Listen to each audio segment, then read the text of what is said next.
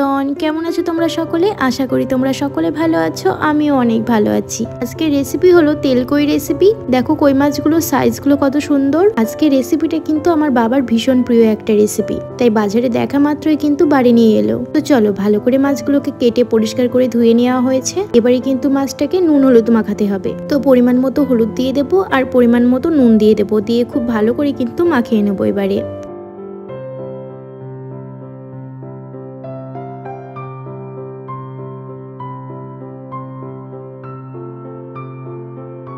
দেখো মাছগুলোকে নুন হলুদ খুব ভালো করে মাখিয়ে নিয়েছি। এবারে চলো ভালো করে ফ্রাই করে নেব।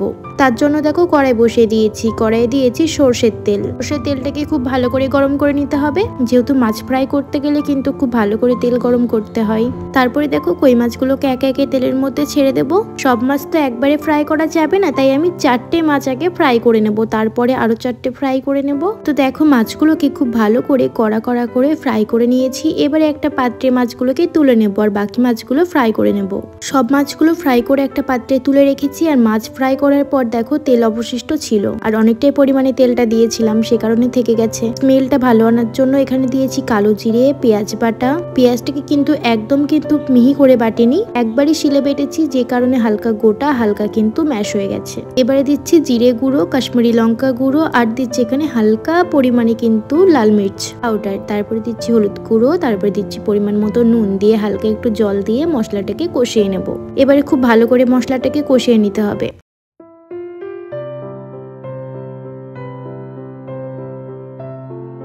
তো মশলাটা খুব ভালো করে কষিয়ে নিয়েছি। এবারে একটা একটা করে মাছ আমি তুলে দেব মশলার মধ্যে। তারপরে ভালো করে একটু নাড়াচাড়া করে কষিয়ে নেব। তারপরে এর মধ্যে জলটাকে অ্যাড করে দেবো।